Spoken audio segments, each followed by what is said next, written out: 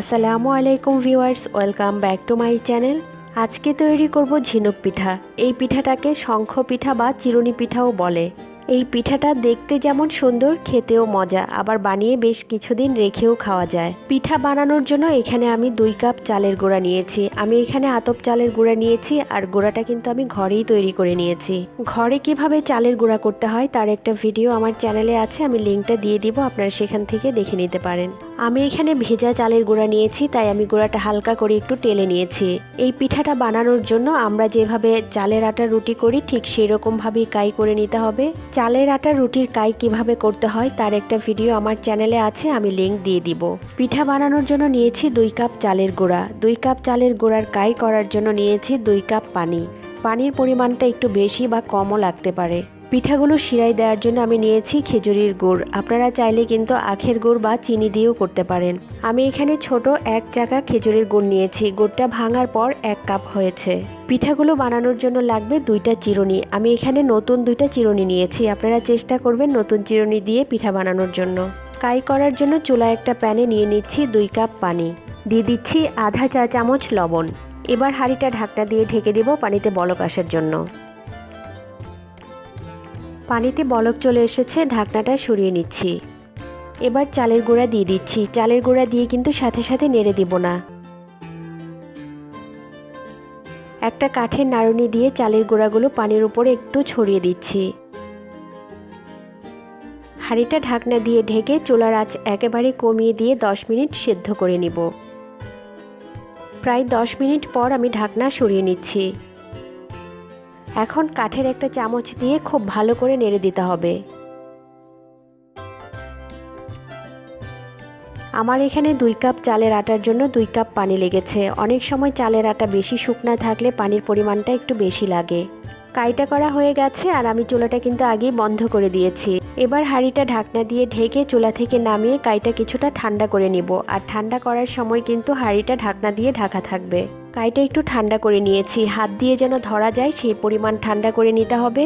আর মাখানোর সময় আমি হাতে একটু তেল মাখিয়ে নিয়েছি যেন হাতে লেগে না যায়। এবার কাই খুব ভালো করে মাখিয়ে নিতে হবে। কাই খুব ভালো করে মাখিয়ে একটা বাটিতে তুলে নিয়েছি। এখন আমি পিঠাগুলো তৈরি করব। প্রথমেই পিঠাগুলো বানানোর জন্য ছোট ছোট করে ভাগ করে নিচ্ছি। এইভাবে করে আমি সবটুকু কাই দিয়ে ছোট ছোট করে বল করে নিব।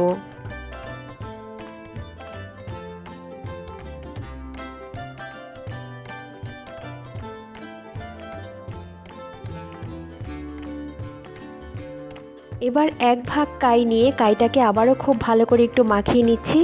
কাই ভালো করে মাখিয়ে নিলে পিঠার উপরটা কিন্তু খুবই সুন্দর করে স্মুথ হবে। এখন যেভাবে পিঠাগুলো বানানো হয় সেভাবে একটা শেপ দিয়ে নিব। পিঠার এক পাশ একটু সরু হবে, আপনারা একটু খেয়াল করে দেখেন আমি কিভাবে করছি।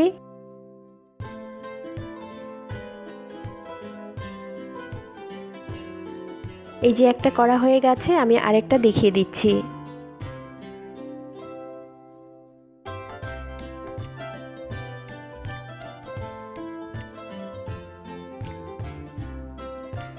এইভাবে হাতে নিয়ে গোল করে নিতে হবে। গোল করে একটা পাশ একটু সরু করে নিতে হবে। এক পাশ একটু সরু হবে আর নিচের পাশটা কিন্তু গোল থাকবে।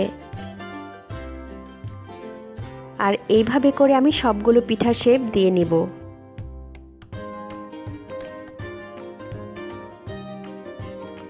এখন আমি পিঠাগুলো তৈরি করে নিব। এইভাবে একটা চিরুনির উপর রেখে আরেকটা চিরুনি দিয়ে এভাবে আস্তে আস্তে করে ঘুরিয়ে নিতে হবে। আপনারা একটু খেয়াল করে দেখেন, কারণ এটা কিন্তু আসলে বলে বোঝানো যাবে না। এই যে একটা পিঠা বানানো হয়ে গেছে, দেখতে কিন্তু একদম ঝিনুকের মতো।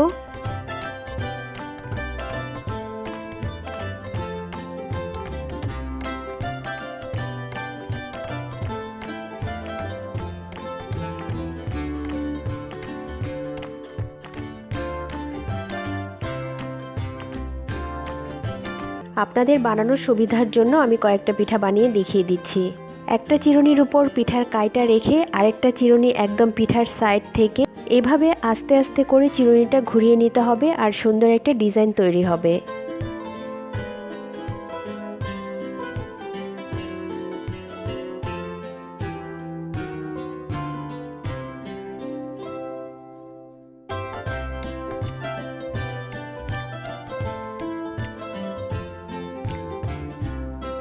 আমার সবগুলো পিঠা বানানো হয়ে গেছে আর দেখেন পিঠাগুলো দেখতে কিন্তু খুবই সুন্দর হয়েছে।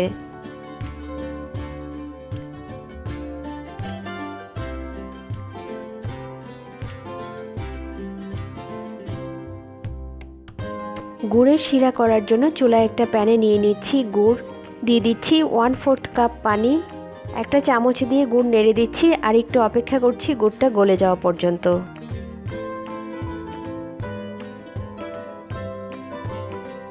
গুড়ের শিরাটা করা হয়ে গেছে। এখানে গুড়টা কিন্তু জাল দিয়ে খুব বেশি ঘন করা যাবে না, এই শিরাটা একটু আঠালো হবে কিন্তু খুব বেশি ঘন হবে না। গুড় আঙ্গুলে নিয়ে এভাবে একটু চাপ দিলে একটা তারের মতো দেখা যাবে, তাহলেই কিন্তু আমার গুড়ের শিরাটা হয়ে যাবে। আমার গুড়ের শিরাটা করা হয়ে গেছে, আমি এখন চুলা থেকে নামিয়ে রাখছি। চুলা থেকে নামিয়ে হাঁড়িটা ঢাকনা দিয়ে ঢেকে সাইড করে রেখে দিচ্ছি। পিঠাগুলো ভাজার জন্য চুলায় একটা প্যানে তেল গরম করে নিয়েছি, আর তেলটা কিন্তু খুব বেশি গরম করা যাবে না। চুলার আঁচ মিডিয়ামে রেখে এখন এই গরম তেলের মধ্যে একটা একটা করে পিঠা দিয়ে দিচ্ছি। পিঠাগুলো তেলে দিয়ে একটু সময় অপেক্ষা করছি। এখন আমি পিঠাগুলো একবার উল্টিয়ে দিচ্ছি, আর এই পিঠাগুলো ভাজতে কিন্তু একটু সময় লাগবে। চুলার আঁচ মিডিয়ামে রেখে পিঠাগুলো একদম মুচমুচে করে ভেজে নিতে হবে। পিঠাগুলো গোল্ডেন ব্রাউন কালার করে ভেজে নিতে হবে। আমার পিঠাগুলো ভাজা হয়ে গেছে, আমি পিঠাগুলো তুলে নিচ্ছি। পিঠাগুলো ভাজতে আমার প্রায় 10-12 মিনিটের মতো সময় লেগেছে।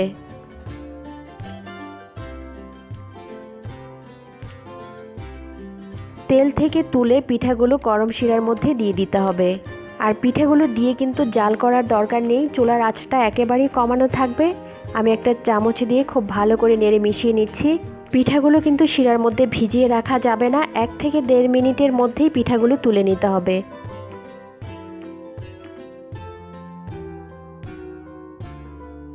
এখন পিঠাগুলো শিরা থেকে তুলে নিব। তৈরি হয়ে গেল ট্রেডিশনাল ঝিনুক পিঠা। এই পিঠাটা কিন্তু শুধু শীতেই না, বছরের যে কোনো সময় এই পিঠাগুলো বানিয়ে খাওয়া যাবে।